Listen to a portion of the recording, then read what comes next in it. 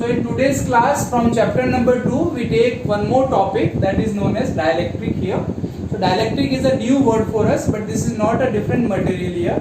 So what we call a dielectric is, dielectrics are the insulating materials which effectively has no free electrons here. So in dielectrics there are no free electrons, unlike conductors where there are large number of free electrons are available here, correct? So whenever it comes to the word here dielectrics, in our mind it should be there that dielectrics are nothing but the insulating materials only, correct? Then we know every material is made up of either of the atoms only or it's made up of the molecules here, isn't it? So based upon that, in an atom, if we consider an atom, then generally in an atom the center of positive charge and the center of negative charge coincides with each other only. But in case of molecules, whenever a material is made up of molecules, its possibility is there that the center of positive charge of a molecule do not coincide with the center of negative charge of the molecule there, correct?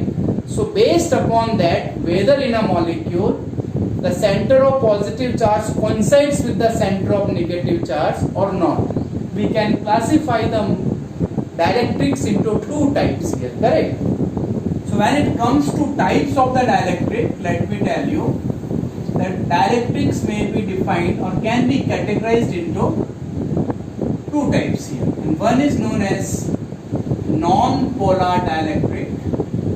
First type is known as non-polar and the other type is known as polar dielectrics. Correct? We call them polar dielectrics here, polar dielectrics. Correct. So as I told you, non-polars means, okay, non-polar means suppose this positive charge coincides with negative charge.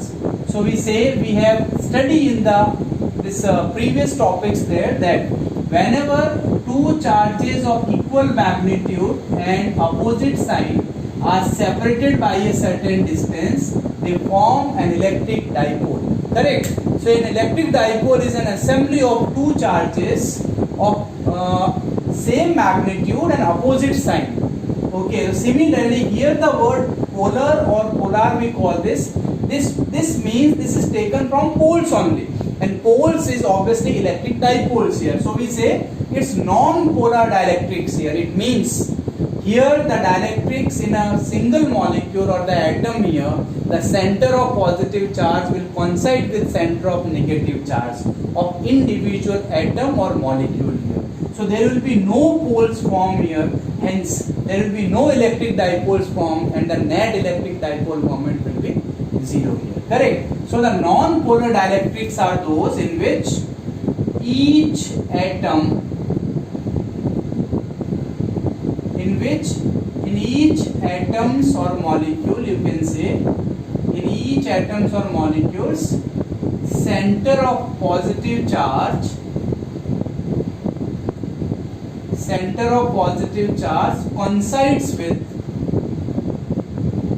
coincides with center of negative charge. Okay, which implies net dipole moment of each atom or molecule,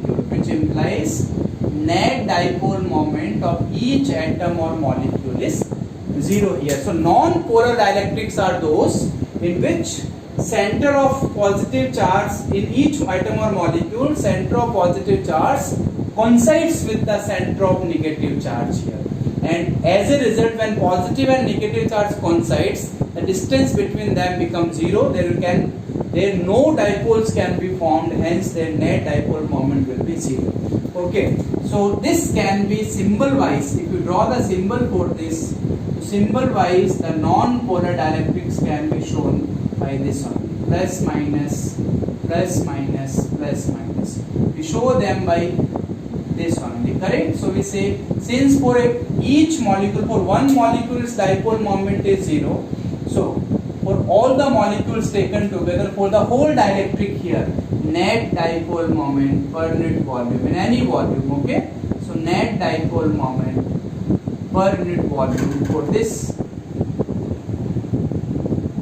non-polar dielectric is going to be 0. So in the absence of electric field, when nothing is applied on this non-polar dielectric here, its net dipole moment per unit volume is going to be 0 here, correct? And similarly, when it comes to polar dielectrics here, then in each molecule, center of positive charge may not coincide with the center of negative charge here. So here we write, in each molecule of the dielectric, center of positive charge does not coincide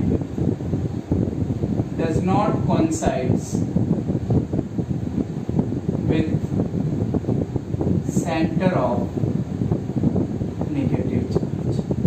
And if they do not coincide with each other, it means a dipole moment will be formed. Therefore, net dipole moment of each molecule, let me tell you, net dipole moment of each molecule is non-zero. Correct? So what we have here is, if we draw the symbol for this dipole here, then there will be some dipole moments here, but due to the thermal agitation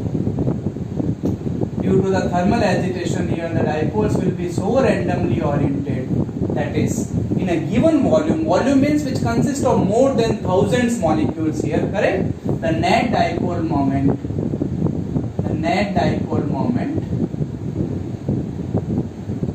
per unit volume, we say, is going to be,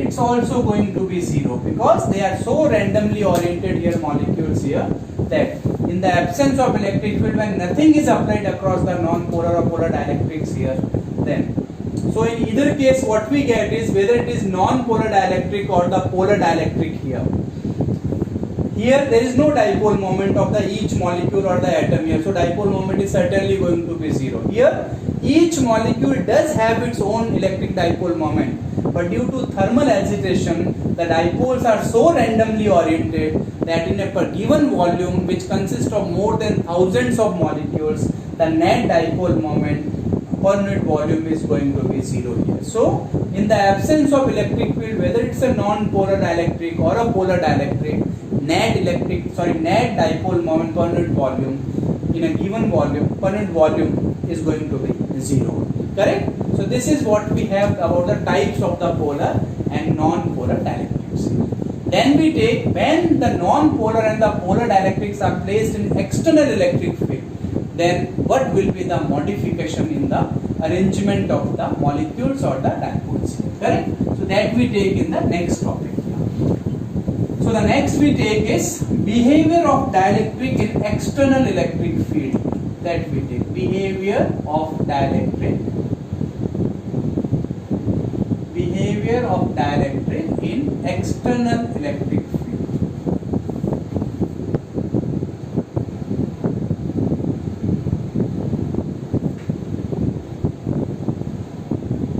Okay, so here we take non-polar dielectrics.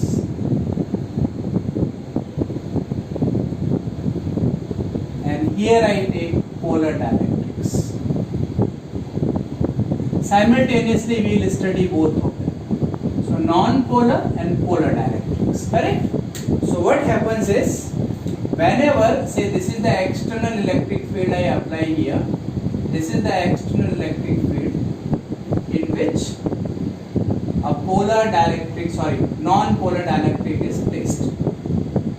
So what happens, in each atoms or molecule, when it is kept in the external electric field here, then the positive charge and negative charge in an atom, which are initially coincide with each other, they will experience some force due to external electric field in opposite direction. As a result, what happens, जो initially molecule में plus or minus ऐसे थे, this will experience a force in this direction here, and this will experience a force in the opposite direction. So what happens, the center of positive charge and negative charge will get separated by a certain distance, and we say a dipole will be formed here. So what happens is, in a non-polar dielectric, when they are kept in the external electric field, they experience some force, and hence what happens is the positive charge and negative charge are separated by a certain distance.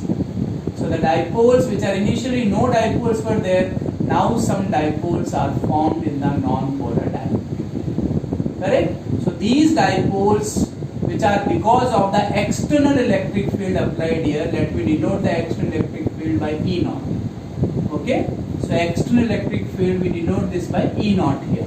So when external electric field E naught is applied here, then the dipoles are formed, and let me tell you, these dipoles formed because of this are known as induced dipoles. These are known as induced dipoles. Correct?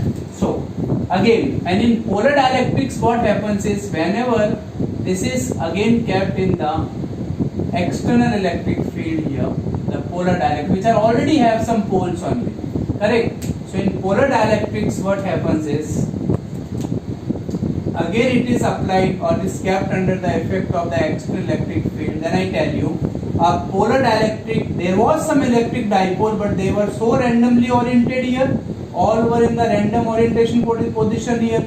So net dipole moment without electric field coming out to be zero only. But here what happens, हम लोगों ने chapter number 1 में study किया था, if you remember, कि whenever an electric dipole is placed in the electric field here, then each dipole will experience a torque, and that torque will be exerted on the dipole in such a way that the dipole try to attain its equilibrium position here. So what happens, as this external electric field is applied across this only, then each dipole obviously will experience a torque and starts rotating in the under the effect of the electric field here, and they try to align themselves along the direction of the electric field. So as a result, what happens in polar dielectrics, the dipoles which were randomly oriented because of the thermal agitation, now this electric field force overcome that thermal agitation, and these dipoles now align themselves in the direction of the electric field. Okay? These dipoles now align them in the direction of electric field. So in either case, whether it is a non-polar dielectric or it is a polar dielectric, what happens, because of the external electric field, each dielectric in a given volume here, obviously volume has to consist more than 1000 molecules here, in a given volume, now net dipole moment, we get some net dipole moment in a given volume only. Okay? And this process, whenever the dielectrics are placed in the external electric field and we get some net magnetic moment of the dielectric in a given volume, is known as polarization. Correct? But before we do what is polarization here, but we certainly say whenever an dielectric is placed in the external electric field, it gets polarized. And polarized means we have obtained some dipole moment in a given volume of the dielectric. Correct? So here also you get some what we call this, some dipole moment in a particular direction in a given volume. Correct? Now I show you one more thing here. If I take this much of volume here inside this dielectric, if I take this much of volume inside this dielectric here, then you see in this volume, in both the volumes here, this also and this also, the minus charge and plus charge will get cancelled with each other. So the net charge that I have shown you, in this case, net charge of the dielectric is going to be 0. So if I do not show this charge here, but the surface charges are not able to cancel with anything here, so whenever a dielectric is placed in the external electric field, we can assume the dielectric to be of this form only. Correct? So क्या होता है, जब dielectric को हमने external electric field में रखा है, तो dielectric जो है basically किसके equivalent हो जाता है? This can be taken equivalent to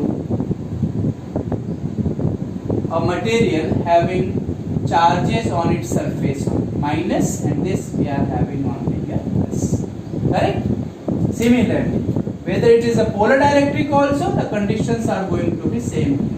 यहाँ पे भी अगर हम इसको बनाते हैं, so what we get here is again this volume here becomes 0. So this dielectric now becomes equivalent to the two charge surfaces here, having charges negative at this end and having charges positive at this end. Correct. So these charges which appear across this what we say ends of the dielectric here, or surfaces of the dielectric only, these charges are known as induced charges.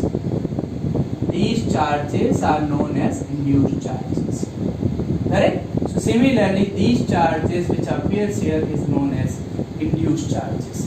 And since in this case the electrons obviously have been moved away somewhat from the nucleus of their parent atom only, that's why, and these cannot move freely inside this material, that's why these induced charges are sometimes known as bound charges also. These are known as bound charges also. So the equivalence of the dielectric can be said whenever a dielectric is placed in external electric field here, then what happens is the dielectric can be assumed to be equivalent to two charge surfaces having charge density negative at one surface and positive at other surface only. And we can represent these bound charges by plus minus sigma p also. So these are represented by plus minus sigma p here. So this is minus sigma p. I can show this by minus sigma p here, and this can become plus sigma p. Okay, similarly this becomes minus sigma p and this becomes plus sigma p. So whenever a dielectric is placed in electric field, the behavior of the dielectric will be of this only. Now the process that when a dielectric is placed in the external electric field in a volume, we get some electric dipole moment here. This process is called polarization. Okay. So polarization is defined as a process in which electric dipole moment is obtained in a volume of a dielectric only. Okay. So polarization is that process in which we get some electric dipole moment in a given volume. Then we define polarization vector. So polarization vector is defined as P is equal to net dipole moment per unit volume. Net dipole moment per unit volume of the dielectric.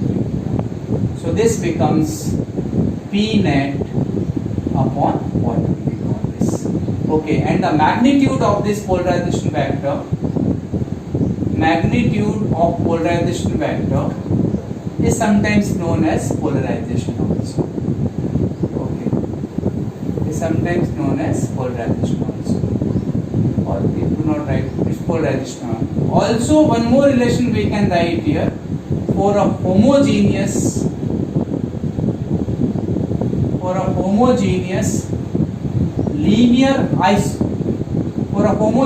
isotropic dielectric,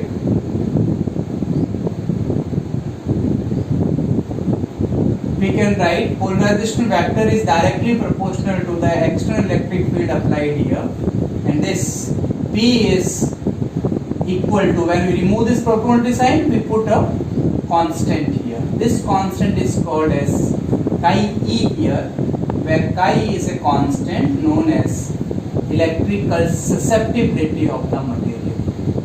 This is called electrical susceptibility.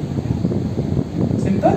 So these are the few definitions related with the dielectric here. One is polarization vector, and the magnitude is called polarization here. And also the polarization vector is directly proportional to the external electric field applied, and the constant is known as electrical susceptibility here. So this is a measure how easily a dielectric can be polarized here. All okay? That obviously the unit of the polarization vector will be P net. So this for dipole moment, SI unit we write as Coulomb meter, and for this we write as meter cube. So this becomes Coulomb per meter square. This is the SI unit of the polarization vector. All okay? Then we find a simple relation between polarization and the surface charge density. That we also do. So we take a rectangular dielectric plate here. This is a rectangular dielectric plate we have taken. Length of this is L and the area of cross section is A. Correct? when this is kept in the external electric field here, when this is kept in the external electric field, then there appear some bound charges here. So we denote the bound charges by minus sigma p, and this we denote this by plus sigma p. Correct. So we know in this volume that we are considering here, what is dipole moment? We know dipole moment is equal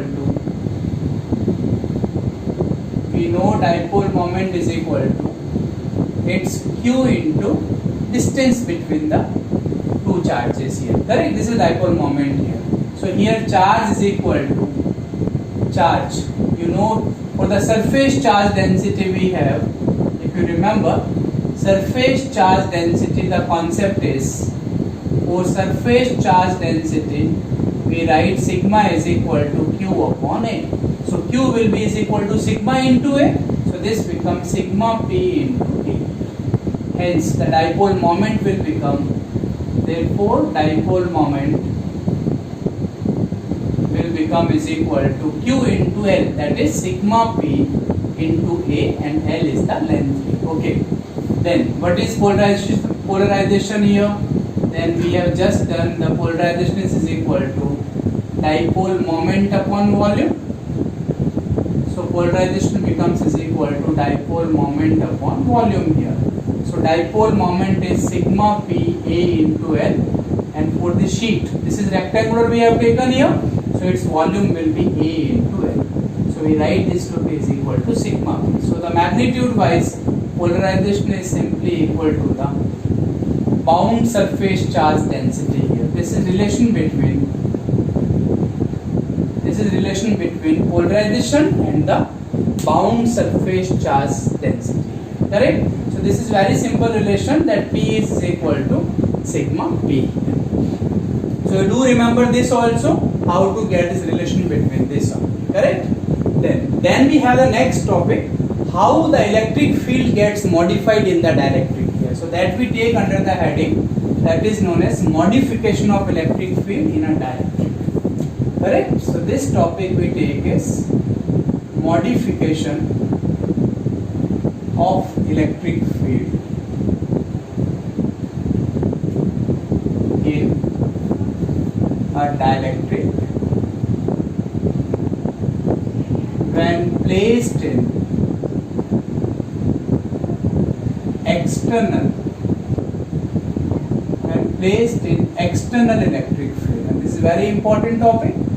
So whenever a dielectric is placed in external electric field, then let this is placed in a external electric field. I denote this by plus charges. These are for the external only. Okay, that we put this by plus sigma and this by minus sigma. Correct. So electric field will be developed here in this manner. Let me denote this electric field by E naught. Then external electric field that I am taking here is external electric field. This I write E naught to be is equal to, if you remember from the chapter number 1, it's going to be sigma upon epsilon 0, and sigma is charge upon E. And let me put this by equation number 1. So when a dielectric sheet is placed in this external electric field, then this dielectric sheet, okay, or this dielectric slab, we put this is the dielectric here, okay. This is the dielectric we have put. So there will be some bound charges will appear here. These are the bound charges will appear. This is minus sigma p and this is plus sigma p here, okay. This bound charges will appear. Let me denote this by E naught here. Okay, so because due to this bound charges, now what would happen here? Then electric field will develop inside a dielectric here, and this will be opposite to the direction of E naught here, isn't it? So that due to the bound charges,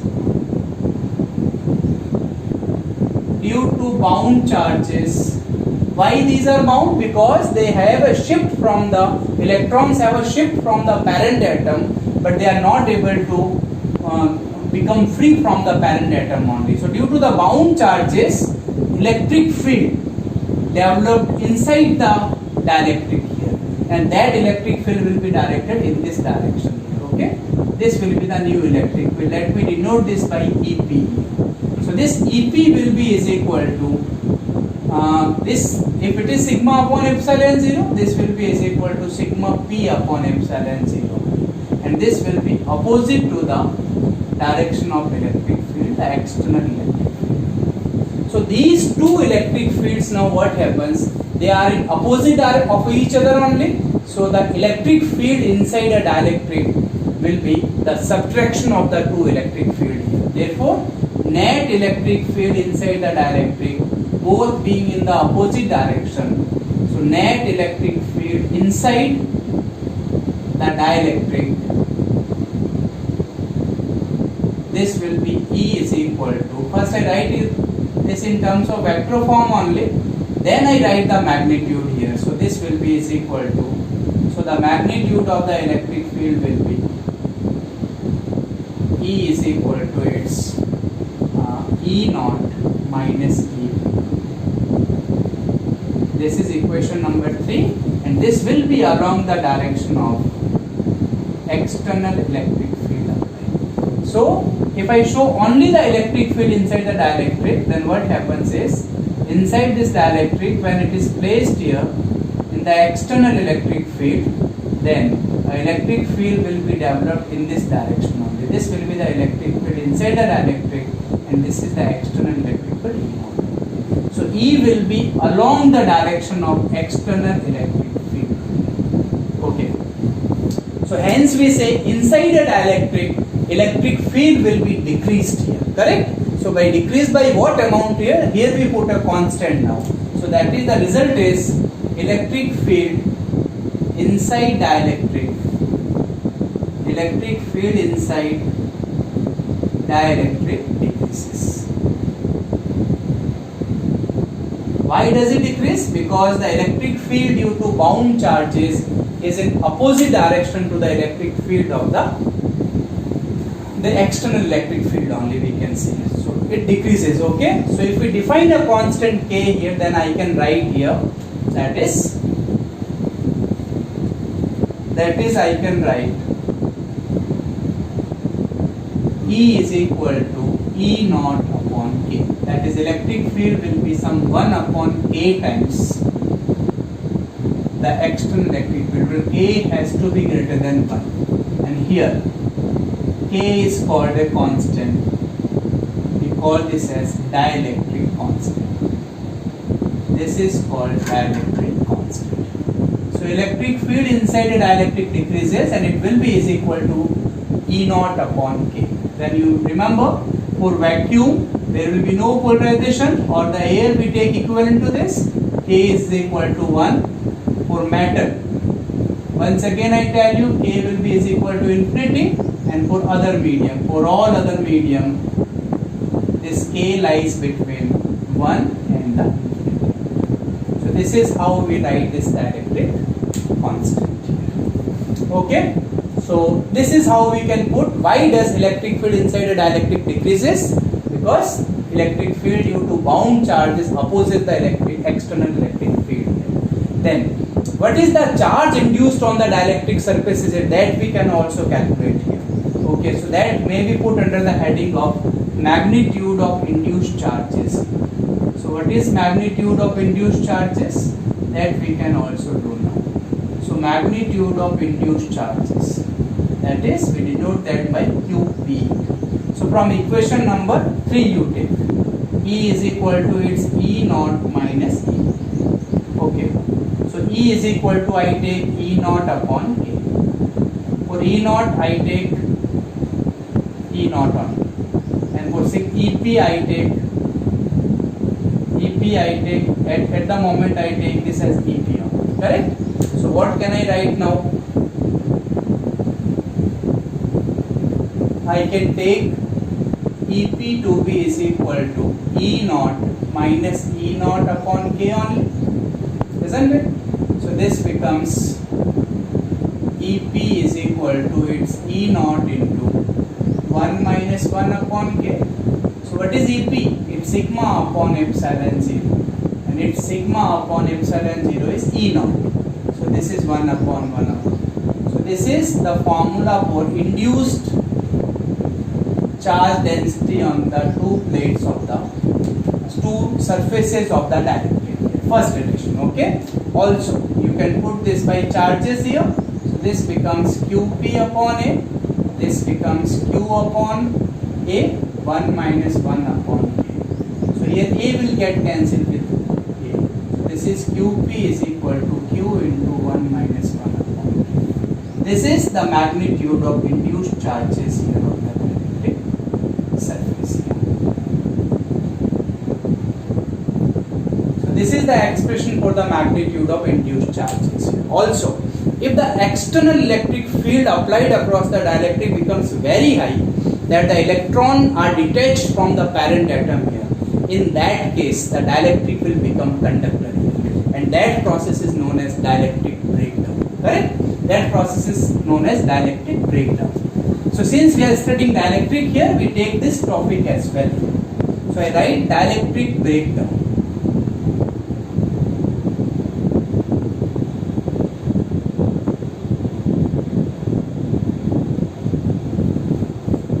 So when external electric field becomes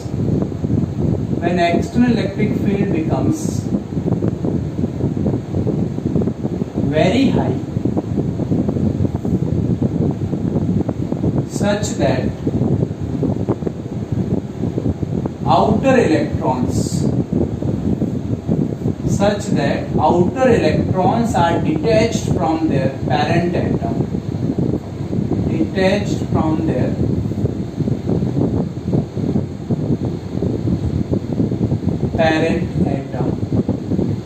or molecule, then the dielectric becomes conductor.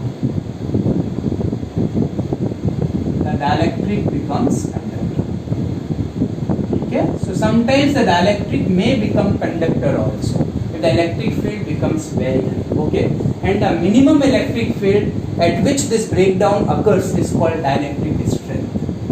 So we call this as dielectric strength also. So we put this as minimum electric field, minimum external electric field you say, at which dielectric breakdown occurs.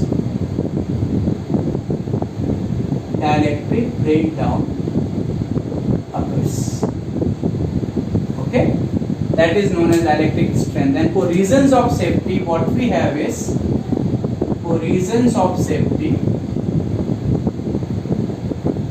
electric field we apply across any appliance. Electric field applied across any appliance, only 10% of the dielectric strength. Correct, किसी पे भी electric field हम लोग 10% उसकी dielectric strength से ज़्यादा का नहीं अप्लाई करते. तो कभी कभी आपको एग्जाम में क्वेश्चन करना पड़े where the dielectric strength has been given to you and you require dielectric here, correct. तो sorry electric field you require, then आप उसका 10% लेके चलेंगे, उस इलेक्ट्रिक फील्ड को क्वेश्चन में आप यूज करेंगे. So आपने देखा होगा the dielectric, sometimes the lightning occurs here, generally the air is insulator only, but during lightning what happens, the electric field or the potential becomes that much of high that this dielectric breakdown in the air takes place, and as a result the air becomes conductor only and lightning then strikes the earth. So that is one of the example of the dielectric breakdown. So this is all what we have discussed in this class about dielectrics, how does it behave in external electric field, and these 2 or 3 definitions related to it.